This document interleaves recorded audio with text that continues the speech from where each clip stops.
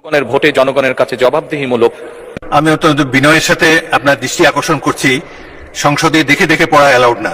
আপনি নোট রাখবেন, একবার তাকিয়ে তারপরে হাউসের দিকে তাকিয়ে বক্তব্য রাখবেন আগামীতে। আমাদের বর্তমান শিক্ষা পদ্ধতিতে আমরা যদি দেখি, আমরা যারা পয়সা দিয়ে কিনতে পারে তারা হচ্ছে এখন ইংরেজি মাধ্যমটা কিনছে।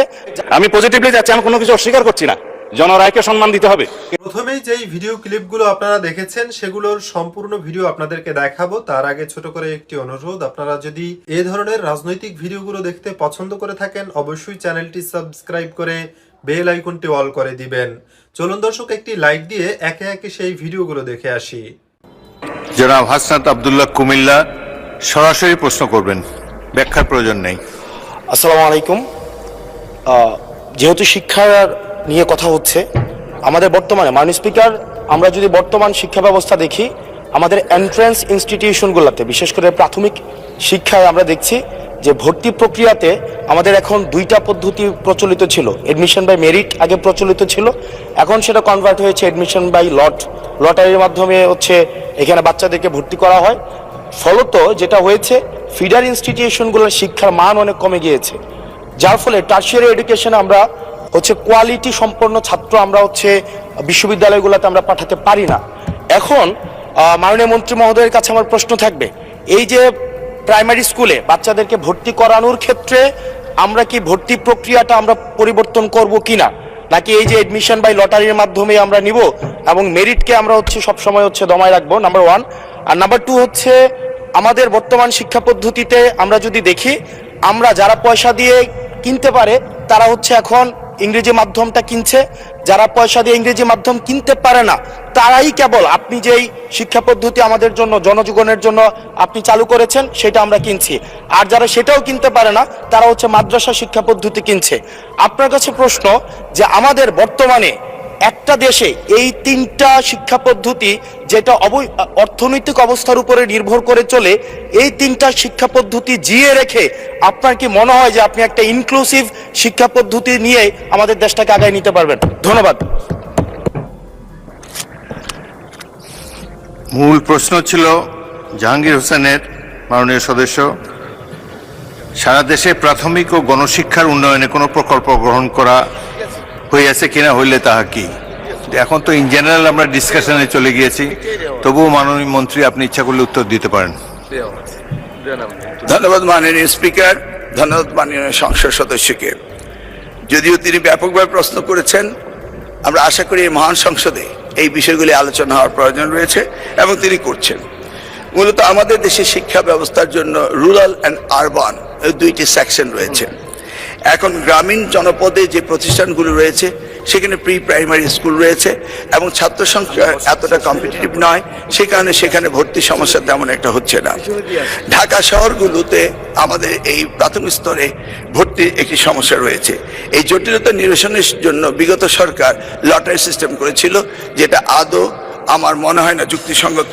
তবে আগামী বছরে এই শিক্ষা ব্যবস্থা ভর্তি সিস্টেম কিভাবে করা হবে সেটা আনুষ্ঠানিকভাবে আমরা স্টেক হোল্ডারদের সাথে, অর্থাৎ অভিভাবকদের সাথে বিভিন্ন রকম সেমিনার সিম্পোজিয়াম করে মাননীয় সংসদ সদস্য সকলের অভিমত নিয়ে একটি জনমত সৃষ্টি করে আমরা আগামী 2027 জানুয়ারি ভর্তির বিষয়ে চিন্তা করব। তিনি আরেকটি বিষয় উপস্থাপন করেছেন, আমাদের 3 ডাইমেনশনাল যে শিক্ষা ব্যবস্থা রয়েছে সেটাকে সমন্বিত করা।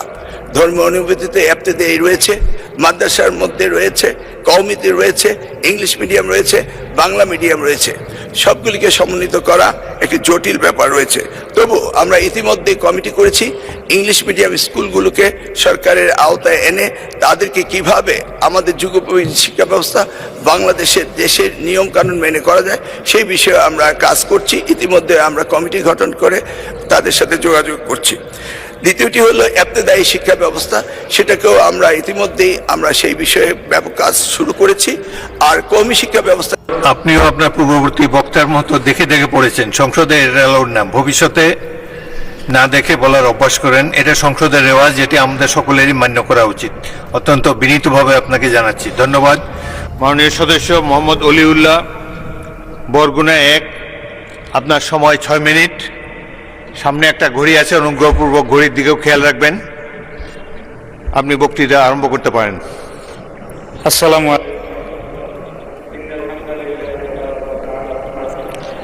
মাননীয় স্পিকার, এই মহান সংসদে আমাকে কথা বলতে দেওয়ার জন্য আপনাকে অসংখ্য ধন্যবাদ। মাননীয় স্পিকার, ফ্যাসিবাদ বিরোধী দীর্ঘ লড়াইয়ের ধারাবাহিকতায় ২৪ জুলাইয়ের গণ অভ্যুত্থানে হাজারো মানুষের আত্মত্যাগের বিনিময়ে আজকের এই সংসদ, ত্রয়োদশ জাতীয় সংসদে আমার প্রথম বক্তব্যের শুরুতেই মহান আল্লাহ তাআলার শুকরিয়া আদায় করছি। সাথে সাথে আমি জুলাই গণ অভ্যুত্থানের শহীদের প্রতি শ্রদ্ধা জ্ঞাপন করছি, তাদের রুহের মাগফিরাত কামনা করছি, আহতদের প্রতি কৃতজ্ঞতা জানাচ্ছি, অংশগ্রহণকারী সকলের প্রতি সম্মান প্রদর্শন করছি। মাননীয় স্পিকার, ত্রয়োদশ জাতীয় সংসদে আমার বক্তব্যের শুরুতেই আমি আমার নির্বাচনী এলাকা বরগুনা ১, বরগুনা সদর, আমতলী এবং তালতলী এর সকল জনগণের প্রতি আমার শ্রদ্ধা ও কৃতজ্ঞতা। হাত পাখার প্রতীকে ভোট দিয়ে আমাকে নির্বাচিত করেছেন বলেই আমি আজ সংসদে যে আস্থা নিয়ে আমাকে নির্বাচিত করেছেন সে আস্থা রক্ষা আমি প্রতিজ্ঞাবদ্ধ। মাননীয় স্পিকার, জুলাই গণ অভ্যুত্থানের শুরু থেকেই আমার দল ইসলামী আন্দোলন বাংলাদেশ বা আমার নেতা পীর সাহেব চরমনাই সহ আমরা মাঠে লড়াই করেছি। নানা কারণে অনেকেই যখন দলীয় ব্যানারে এই অভ্যুত্থানের সাথে সম্পৃক্ততা ঘোষণা দ্বিধান্বিত ছিল, তখন আবু সাঈদের শাহাদতের পরে আমার নেতা পীর সাহেব চরমনাই হত্যাকারীদের প্রতি রাজপথে গর্জে উঠেছিলেন, ওই নরপিচাস আমার সন্তানের বুকে গুলি করলি কেন। ৪ঠা আগস্ট থমথমে পরিবেশের মধ্যে জীবনের ঝুঁকি নিয়ে মুফতি সৈয়দ মোহাম্মদ ফয়জুল করিম সাহেবের চেয়ারম্যানের নেতৃত্বে আমরা রাজপথে ছিলাম এবং শাহবাগে অবস্থান করেছিলাম। মাননীয় স্পিকার, ব্রিটিশ বিরোধী সংগ্রাম থেকে শুরু করে ৫২ ভাষা আন্দোলন এবং আমাদের মহান স্বাধীনতা সংগ্রামের সকল শহীদ অংশগ্রহণকারীদের প্রতি আমার দলের পক্ষ থেকে শ্রদ্ধা ও সম্মান জানাচ্ছি। আমি বিশেষভাবে স্মরণ করছি ইসলামী আন্দোলন বাংলাদেশের প্রতিষ্ঠাতা আমির মাওলানা সৈয়দ মোহাম্মদ ফজলুল করিম মরহুম পীর সাহেব চরমনাই। তিনি ১৯৮৭ সালে সাংবিধানিক সংস্কারের প্রয়োজন অনুভব করে গঠন করেছিলেন ইসলামী শাসনতন্ত্র আন্দোলন, যা বর্তমান ইসলামী আন্দোলন বাংলাদেশ। মাননীয় স্পিকার, রাষ্ট্রপতির ভাষণ একটি সাংবিধানিক বাধ্যবাধকতা ও সংসদীয় রীতি, কিন্তু বাস্তবতা আমরা সবাই জানি রাষ্ট্রপতি মন ও প্রাণ ও কার্যক্রমে একটি ফ্যাসিবাদী শাসনের অংশ ছিলেন, যে ফ্যাসিবাদের উৎখাতে হাজারো প্রাণের রক্ত উৎসর্গ করতে হয়েছে। গণ অভ্যুত্থানের মাধ্যমে উৎখাত হওয়া ফ্যাসিবাদের অংশ যে রাষ্ট্রপতি, তিনি ফ্যাসিবাদের উৎখাতের ফলেই গঠিত হওয়া সংসদে ভাষণ দেওয়া জুলাই গণ অভ্যুত্থানকে অপমান করার শামিল। তিনি যখন ভাষণ দিয়েছেন তখন আমরা ওয়াকআউট করেছিলাম। আজকে রাষ্ট্রপতির ভাষণের উপর আলোচনার শুরুতে আমি সংসদে তার ভাষণ দেওয়ার বিষয়ে প্রতিবাদ জানাচ্ছি। মাননীয় স্পিকার, রাষ্ট্রপতির ভাষণ সরকারি দলের স্থিতি ও তাদের অতীত সাফল্যের বর্ণনা, আগামীর প্রতিশ্রুতি সমন্বিত একটু উপত্থান যা সরকারি দল কর্তৃক লিখিত হয়। রাষ্ট্রপতির এবারের ভাষণও এই সত্যের কোনো অন্যতা হয় নাই, তবে ভাষণ সুলিখিত ও মার্জিত, তার পাঠ ও সাবলীল ছিল, সেজন্য রাষ্ট্রপতিকে আমি ধন্যবাদ জানাতে পারি। মাননীয় স্পিকার, রাষ্ট্রপতির ভাষণে অন্তর্বর্তী সরকারের উল্লেখ নেই। অন্তর্বর্তী সরকার ও সরকার প্রধানের নাম উল্লেখ করে তাদের প্রতি বিশেষভাবে কৃতজ্ঞতা জানালে ভালো হতে বলে আমি মনে করি। মাননীয় স্পিকার, রাষ্ট্রপতি তার ভাষণে পতিত সরকারে বারংবার ফ্যাসিবাদী শাসন বলে অভিহিত করেছেন, এজন্য তাকে আরেকটি ধন্যবাদ দিতে চাই। তিনি এটা মন থেকে বলেছিলেন কিনা জানি না, তবে তার মুখে বারংবার আলোচনা শুনতে আমাদের ভালো লাগছিল।